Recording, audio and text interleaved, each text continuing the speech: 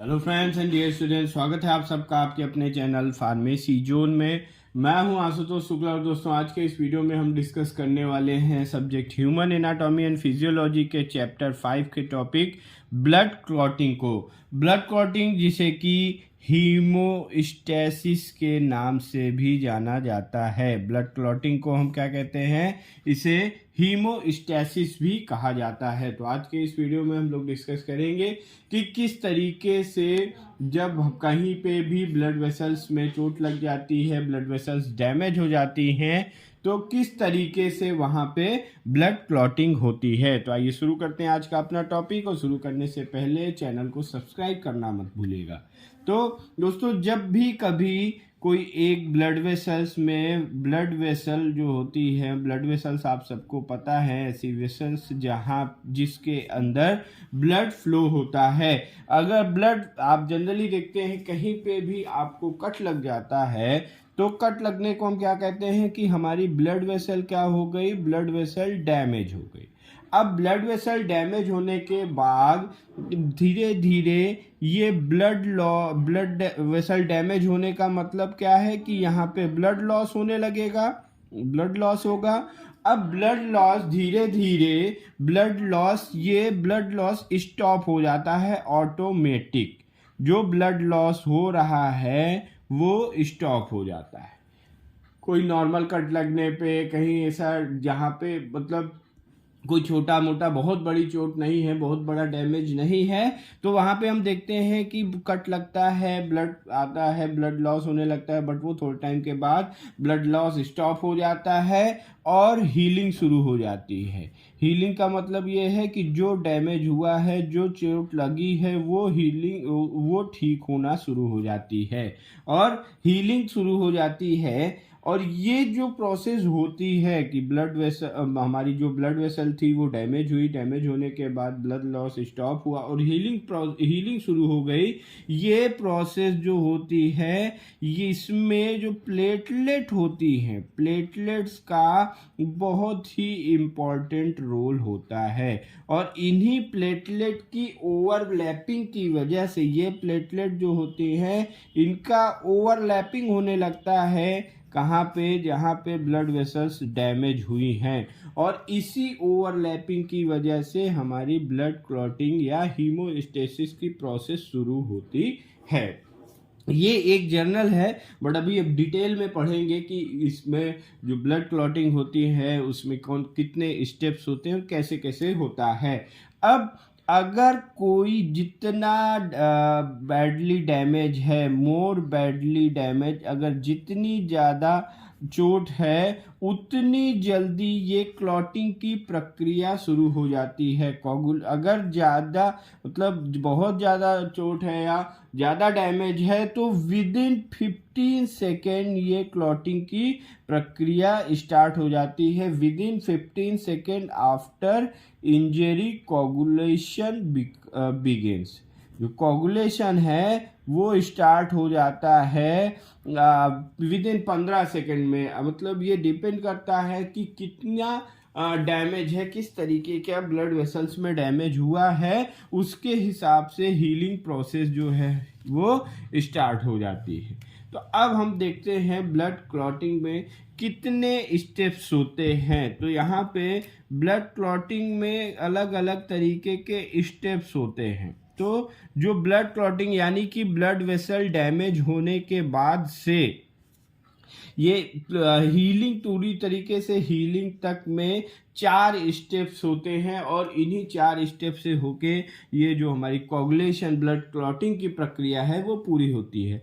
सबसे पहला है इसमें वैसोकॉन्स्ट्रिक्शन, फर्स्ट स्टेप ऑफ हीमोस्टैसिस या ब्लड क्लॉटिंग। अब हीमोस्टैसिस किसे कहते हैं? जो ब्लड क्लॉटिंग की प्रक्रिया है, जो process of blood clotting is known as haemostasis. तो हीमोस्टैसिस में जो फर्स्ट स्टेप है that is vasoconstriction. Second step is plug formation, इस दूसरे स्टेप में प्लेटलेट की प्लग्स का फॉर्मेशन होने लगता है। मतलब प्लेटलेट प्लग फॉर्मेशन का मतलब ये है कि प्लेटलेट्स इकट्ठा होके, कई सारी प्लेटलेट एक जगह पे इकट्ठा हो जाती हैं और वो प्लग का फॉर्मेशन कर लेते हैं। देन थर्ड है coagulation and fourth one is thrombolysis. ये 4 मेन स्टेप हैं। इन्हीं चारों स्टेप्स को मिला के, इन्हीं चारों स्टेप से पूरी ब्लड क्लॉटिंग की जो प्रक्रिया है, हीमोस्टेसिस की जो प्रोसेस है, वो कंप्लीट होती है। अब इसके हम जनरल समझ लेते हैं, फिर इसको हम डिटेल में पढ़ेंगे। वैसोकॉन्स्ट्रिक्शन, ये जो वर्ड है, ये 2 वर्ड से मिलकर वैसो एंड कॉन्स्ट्रिक्शन मतलब होता है सिकुड़ना। अब इसको पहले हम डायग्राम के थ्रू समझ लें, तो उसके बाद अब मान लीजिए ये है आपका ब्लड वेसल, और इन ब्लड वेसल्स में फ्लो कर रही हैं आपकी आरबीसीज और प्लेटलेट्स। ये मान लेते हैं ये हमारी है आरबीसी और ये है प्लेटलेट। अब यहां पे इस जगह पे क्या हुआ, डैमेज हो गया। ये है, this is the site of damage. यहाँ पे ब्लड वेसल जो थी हमारी, ये क्या हो गई, डैमेज हो गई। अब अगर ये ब्लड वेसल डैमेज हो जाएंगी तो यहाँ से ये प्लेटलेट्स, आरबीसीज ये निकलना शुरू हो जाएंगे। तो इसी को ये क्या होना शुरू हो गया, यहाँ पे ब्लड लॉस होना शुरू हो गया। अब ये हुई पहला स्टेप, यानी कि जहां पे हमारी ब्लड वेसल डैमेज हो गई, यानी ये हो गया क्या, वेसल इंजरी। हमारी वेसल इंजरी यानी ब्लड वेसल में डैमेज हो गया। अब ब्लड वेसल में डैमेज होने के बाद, मतलब ये तो एक एक्सटर्नल प्रोसेस है हमारी, अब बॉडी इसके अगेंस्ट अपना एक्शन प्रोड्यूस करेगी। तो जो पहला स्टेप था वैसोकॉन्स्ट्रिक्शन, यहाँ पे हम देखेंगे क्या होगा। यहाँ पे ये हमारी ब्लड वेसल है, अब ये ब्लड वेसल्स का कॉन्स्ट्रिक्शन शुरू होगा। कॉन्स्ट्रिक्शन शुरू होने का मतलब ये है कि ये ब्लड वेसल अब हमारी सिकुड़ना शुरू हो जाएगी। और ये कैसे सिकुड़ना शुरू हो जाएगी, यहाँ पे अभी हम आगे समझेंगे इसको कि किस तरीके से वैसोकॉन्स्ट्रिक्शन होने लगता है। यहाँ पे ये जो प्लेटलेट्स थी, ये प्लेटलेट्स आके यहाँ ये एडहेयर हो जाएंगी। ये प्लेटलेट्स जो होती हैं इस जगह पे पहुंच के ये स्टिकी हो जाती है। जैसे ही ब्लड वेसल डैमेज हुई, ब्लड वेसल डैमेज होने के बाद जो भी हमारी प्लेटलेट्स हैं, ये प्लेटलेट्स स्टिकी हो जाएंगी, और स्टिकी होने के बाद ये सेरोटोनिन और थ्रोम्बोक्सिन को रिलीज करने लगती है, ये केमिकल रिलीज करने लगती हैं। और वो केमिकल क्या करते हैं, इस ब्लड वेसल को कॉन्स्ट्रिक्ट कर देंगे, यानी इस ब्लड वेसल को सिकोड़ देंगे। तो ब्लड वेसल जब कॉन्स्ट्रिक्ट हो जाएगी तो ब्लड फ्लो रिड्यूस हो जाएगा। अब ब्लड फ्लो रिड्यूस हो जाएगा, उसके बाद थर्ड जो स्टेप होगा, यहाँ पे प्लेटलेट के प्लग्स का फॉर्मेशन होने, ये प्लेटलेट्स इकट्ठा होके इस तरीके से यहाँ पे ये प्लग्स का फॉर्मेशन कर लेंगे। अब प्लेटलेट ने, यहाँ पे प्लेटलेट पूरी तरीके से इकट्ठा हो गई, यही डैमेज हुआ था तो ये प्लग का फॉर्मेशन हो गया। अब प्लग का फॉर्मेशन का मतलब ये जो डैमेज था ये डैमेज बंद हो गया, यहाँ से जहां से ब्लड लॉस हो रहा था ये रास्ता बंद हो गया। अब ब्लड लॉस रुक गया। अब उसके बाद फिर नेक्स्ट स्टेप है जहां पे यहाँ पे कोगुलेशन की प्रोसेस स्टार्ट हो जाएगी। कोगुलेशन जो थर्ड स्टेप है, वहां कोगुलेशन की प्रोसेस स्टार्ट हो जाएगी। कोगुलेशन प्रोसेस स्टार्ट होने का मतलब यहाँ पे फाइब्रिनोजेन के फाइबर्स इकट्ठा होने लगेंगे और वो इस जो डैमेज थी इस डैमेज को हील कर देंगे। तो ये है चारों स्टेप, ये जिसको हम लोगों ने डायग्राम के थ्रू देखा। अब हम इसकी डिटेल में स्टडी करते हैं।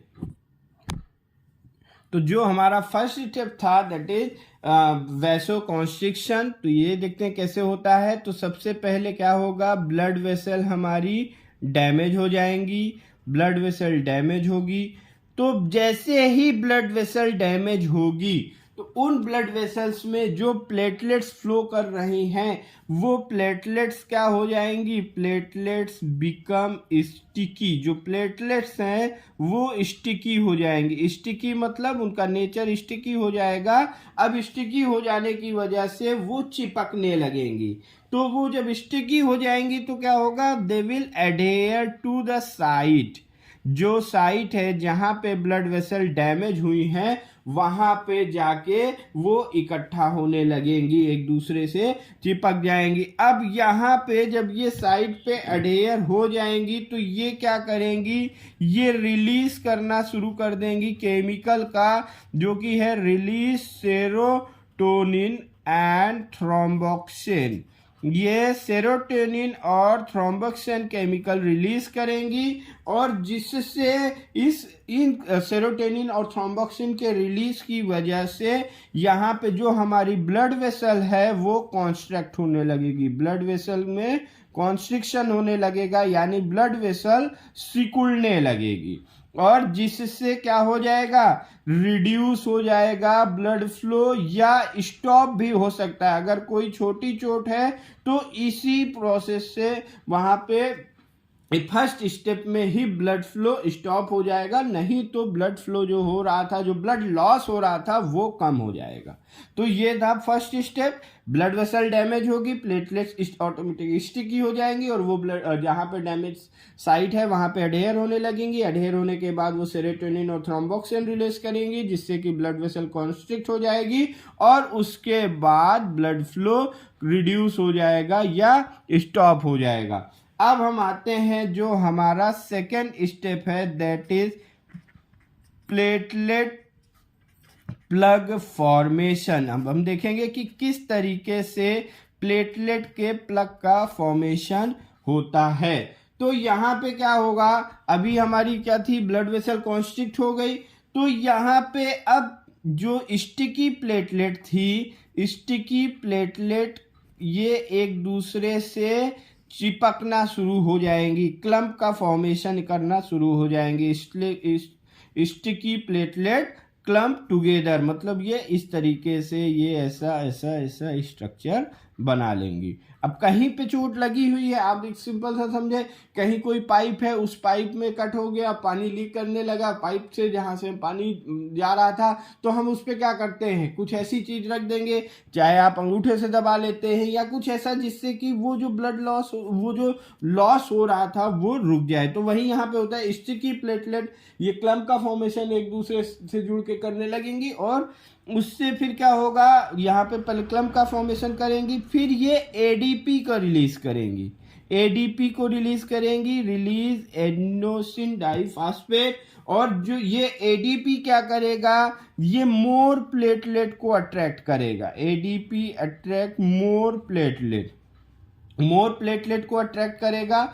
और ये मोर प्लेटलेट को ये किस तरीके से, तब तक चलता रहेगा जब तक कि यहाँ पे ये एक तरीके से पॉजिटिव फीडबैक मैकेनिज्म चलता रहेगा। पॉजिटिव फीडबैक मैकेनिज्म ये चलता रहेगा। होम्योस्टेसिस में हम लोगों ने इसको पढ़ा था, पॉजिटिव फीडबैक मैकेनिज्म क्या होता है, निगेटिव फीडबैक मैकेनिज्म क्या होता है।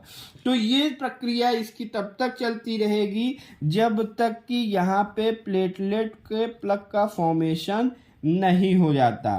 प्लेटलेट प्लग फॉर्मेशन हो जाएगा तो एक टेम्परेरी सील वहाँ पे तैयार हो जाएगी, जहाँ पे हमें चोट लगी थी वहाँ पे एक टेम्परेरी सील बन जाएगी। और ये जो प्लेटलेट प्लग फॉर्मेशन की प्रक्रिया है, ये चोट लगने से विद इन 6 मिनट में कंप्लीट हो जाती है।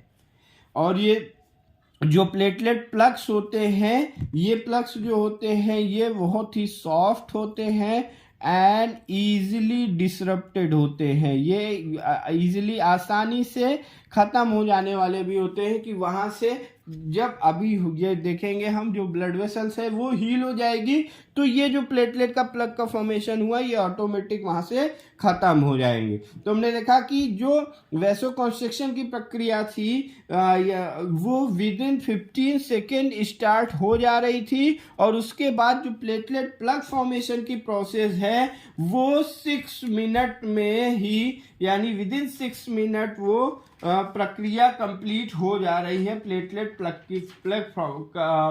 का प्लग बनके तैयार हो जा रहा है, जो कि एक टेम्परेरी सील के रूप में काम करता है। नेक्स्ट हम थर्ड देखेंगे जो है कोगुलेशन। ये मेन है, यहाँ पे ये मेन फैक्टर है ब्लड क्लॉटिंग का।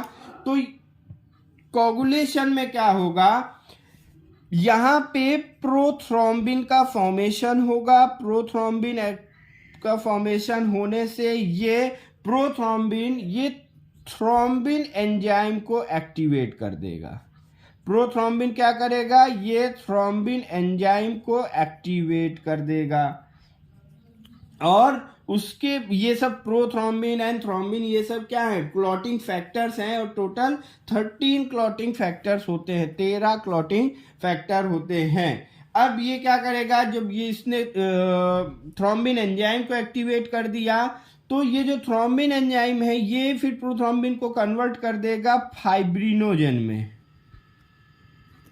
फाइब्रिनोजेन में कन्वर्ट इनएक्टिव फाइब्रिनोजेन, जो वहां पे जब प्रोथ्रोम्बिन का फॉर्मेशन हुआ, प्रोथ्रोम्बिन ने थ्रोम्बिन एंजाइम को एक्टिवेट किया। थ्रोम्बिन एंजाइम क्या करेगा, हमारी बॉडी में जो क्लॉटिंग फैक्टर फाइब्रिनोजेन इनएक्टिव रहता है उसको एक्टिव कर देगा। फाइब्रिनोजेन एक्टिव हो जाएगा और ये क्या करना शुरू कर देगा, इनसॉल्युबल थ्रेड्स ऑफ फाइब्रिन।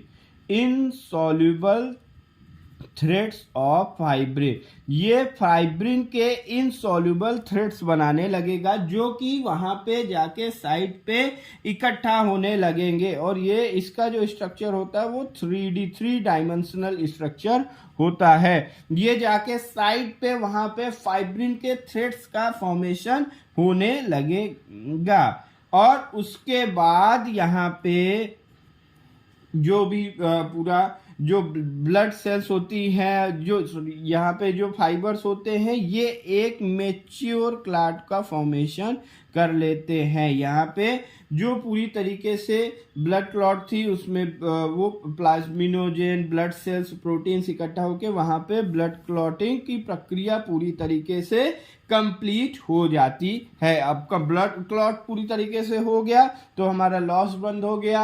अब धीरे धीरे फिर क्या होगी, फोर्थ स्टेप आएंगे आगे, जिसे हम कहते हैं क्या, थ्रोम्बोलाइसिस। ये हमारा फोर्थ स्टेप है, fourth and last step of haemostasis and blood clotting. तो थ्रोम्बोलाइसिस मतलब यहाँ पे ये 2 वर्ड से बनकर बना हुआ है, thrombo and lysis. Lysis means क्या होता है, ब्रेक डाउन, यानी कि टूटना।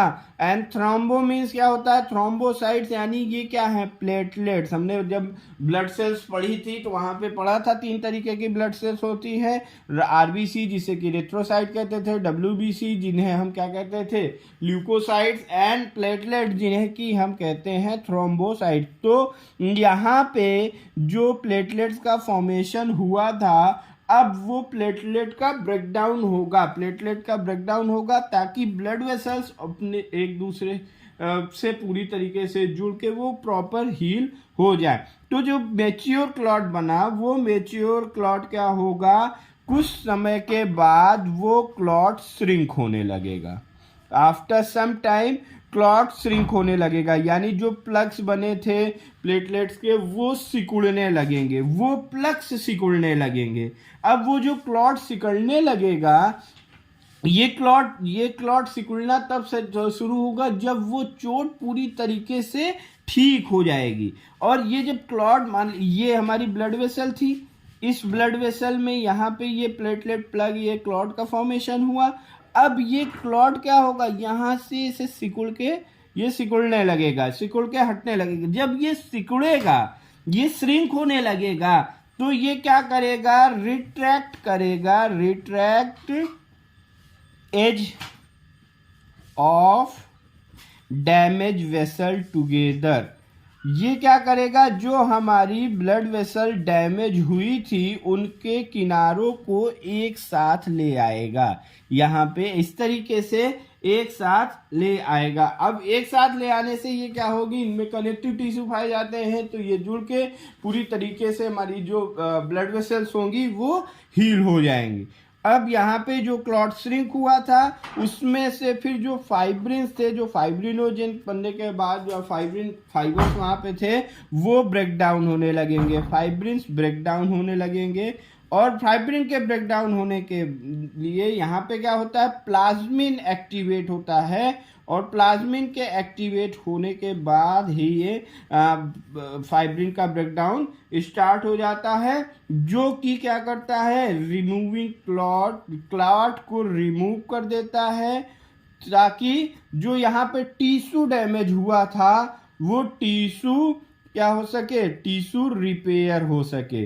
अब ये टिश्यू कैसे रिपेयर होता है, टिश्यू ये क्या होते हैं, सेल्स होते हैं, और सेल्स क्या होती हैं, ये सेल्स डिवाइड होती हैं, यानी कहीं पे एक सेल है तो ये डिवाइड होगी 2 में, फिर 2 से 4 में, तो यहाँ पे जब सेल्स एक दूसरे के साथ आ जाएंगी तो ये डिवाइड होके अपने आप को रिपेयर कर लेंगी, टिश्यू रिपेयर हो जाएगा। तो गाइज ये थे हमारे आज के टॉपिक, ब्लड क्लॉटिंग, जिसके 4 स्टेप होते हैं। वैसोकॉन्स्ट्रिक्शन, उसके बाद इसमें क्या होता है, फर्स्ट स्टेप है vasoconstriction, then platelet plug formation, then coagulation, and last one is thrombolysis. I hope कि आपको ये टॉपिक समझ में आया होगा। इस टॉपिक से रिलेटेड कोई भी क्वेरी हो आप कमेंट बॉक्स में ड्रॉप कर सकते हैं, और टॉपिक के PDF नोट को डिस्क्रिप्शन बॉक्स में दिए हुए लिंक से डाउनलोड कर सकते हैं। Thank you very much.